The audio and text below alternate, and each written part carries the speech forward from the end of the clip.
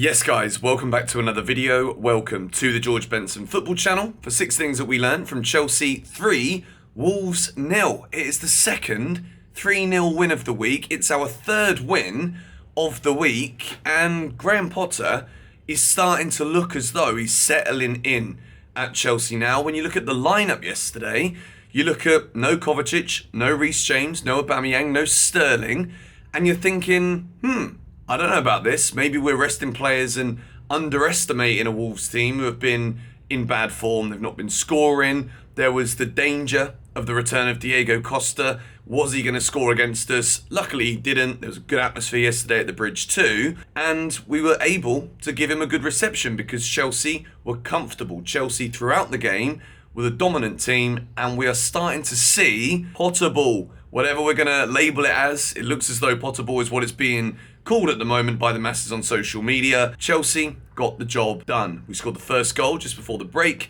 2 more. Armando Broyer scoring for the first time for Chelsea. Mason Mount coming up with 2 assists. And Kai Havertz with a brilliant header. So, we're going to go into this one today. Lots of positives to look at because when we make loads of changes, which we're obviously going to see quite frequently over the course of this month, going into November as well, before the World Cup, Chelsea have got so many games in such a short space of time. So the fact that Azpilicueta came in yesterday and was so good, Ruben once again playing and starting and looking strong, Connor gets a start, does brilliantly, Pulisic, fantastic. All of these players who are coming off the bench are showing now that this Chelsea squad is going to be talented enough and has got enough about it on the whole when we look throughout the entirety of the squad, not just the best 11. Box number 1 though is for Kai Havertz. I would say once more, it wasn't the perfect all-round striker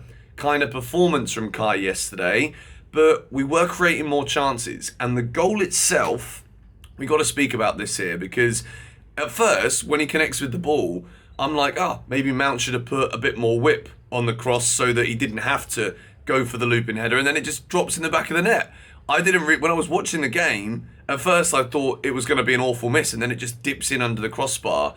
So in theory, it's probably one of the best headers we've scored for a very long time. Chelsea would direct. Mason Mount puts the ball in, and as we've seen Kai Havertz do on many occasions with headers, he manages to guide it over the goalkeeper. And I think if we didn't score at the exact moment that Kai Havertz scored that goal, it would have been a totally different game. And I know it's obvious, when you score the first goal, it's then up to you to control the game. It's up to us to then go ahead, score the second, so we don't have those nervy moments that we have seen Chelsea so often in recent times, really struggling to score more than 1 or 2 goals and win comfortably. And Kai Havertz set that one up there in the for the second half yesterday. It was a brilliant, brilliant header. Box number 2 is the man who provided him with it, Mason Mount. I thought that was probably the best Mount performance we've seen so far this season. Everybody yesterday put in a shift, and I think what we saw from Mount was a bit more direction, a bit more direct play going forward, the pass into Broja. He got the assist for Havertz, then he also goes and gets the assist for Christian Pulisic as well. It was brilliant link up. If we talk about the Havertz goal, it's a great cross into the box, but for Christian Pulisic's goal, it's brilliant link up play between those 2 players. I think what Mount did yesterday was enable Christian Pulisic to be more aggressive with his positions, to be able to get forward on a more consistent basis and actually cut in from the inside. Mount was dragging players out, and once again, I think Mason Mount showed that you can't write him off. With the World Cup coming up, there is so many points to be proven by virtually, half of our midfield. We're looking to get into the England squad. Ruben is coming in hot at this moment in time. He had another very good game yesterday. I think it's going to be far too soon for Conor Gallagher with the form of Jude Bellingham, with Jack Grealish starting to look as though he's coming good at Manchester City too. But it's a big, big performance from Mason Mount. Marshall in the midfield.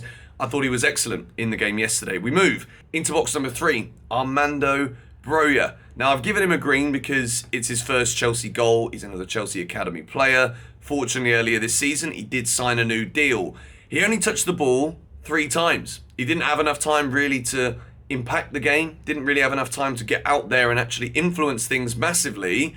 But when he got the ball in the final third, it's a brilliant finish. And it is the kind of finish that shows the confidence that this man has. With Aubameyang scoring 2 in 2, we then see Broja come off the bench. He knows that he's got to be patient. He knows that minutes aren't always going to be plentiful in this Chelsea team because there is so much competition. Kai Havertz scoring earlier in the game, Aubameyang 2 in 2. Broja's going to have to wait for his opportunities. And then when he does that, such an emphatic way to score your opening Chelsea goal. Moving into box number 4, I thought this was a very good all-round performance from Conor Gallagher. When Chelsea made all of those changes, and when we saw Gallagher score that winner in the last minute against Crystal Palace last week, I was disappointed that he didn't get the start against AC Milan. And I think it's smart management from Graham Potter, first of all. It's very bold because if Chelsea weren't as dominant yesterday, if Wolves weren't as bad as they were, because let's be honest, Chelsea were good, but Wolves were pretty damn awful in the game yesterday. They didn't offer anything going forward. They spent a lot of money on certain players who just don't seem to be ready for the level that is needed at the Premier League. But Conor Gallagher controlled Chelsea's midfield. He's very smart with the way he drops. He's very smart with the way he goes forward. And I think the way he managed possession yesterday was also very good. There were numerous good performances at the back as well. I think it probably was the most assured performance from Kalidou Koulibaly yesterday. I think Trevor Chalobah showed that even if we spend 70 million on Wesley Fofana in that game yesterday, just how good he was. This one, for 6 things we learnt, was a tough one when it came to picking who to put in these boxes, because the next box number 5, is Christian Pulisic, but it could have easily been a multitude of players yesterday. But Pulisic is box number 5. Scores Chelsea's second. It's a brilliant finish, but I don't just want to talk about the finish. As I mentioned when we were talking about Mason Mount earlier, the link-up play between both Pulisic and Mount in that game yesterday was absolutely brilliant. And I love the way that Christian Pulisic is now gaining that confidence to run and take players on. We saw it so many times in the past with Pulisic, either not taking players on, similar to that of Hudson-Odoi. There is the ability there, but more often than not, we'd see a drag back and a pass back. But it was smart, intelligent football. And the finish from Christian Pulisic was absolutely brilliant. Dinks it over the goalkeeper. There's enough pace on the ball to take it away from the defender who's trying to chase it off the line. Christian Pulisic can be delighted to get the start yesterday and get himself a goal. Box number 6 is a box for Chelsea's captain, Cesar Azpilicueta.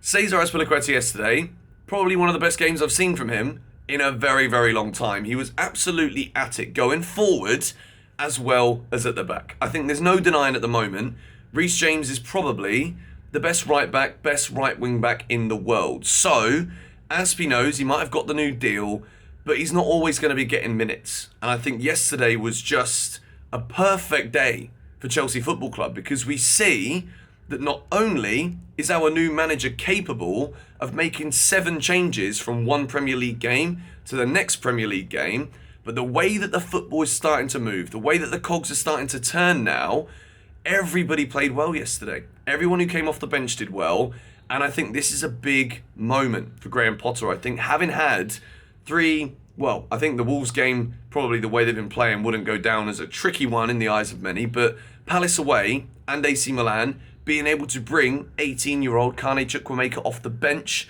to make a debut, all of this happening in the space of 7 days, Graham Potter should be absolutely delighted. Us Chelsea fans should be delighted with what we saw yesterday. Let me know the 6 things you learned in the comments down below. We've got Milan in 2 more days, so we've got to bounce back again with fitness. We're probably going to see rotation once more.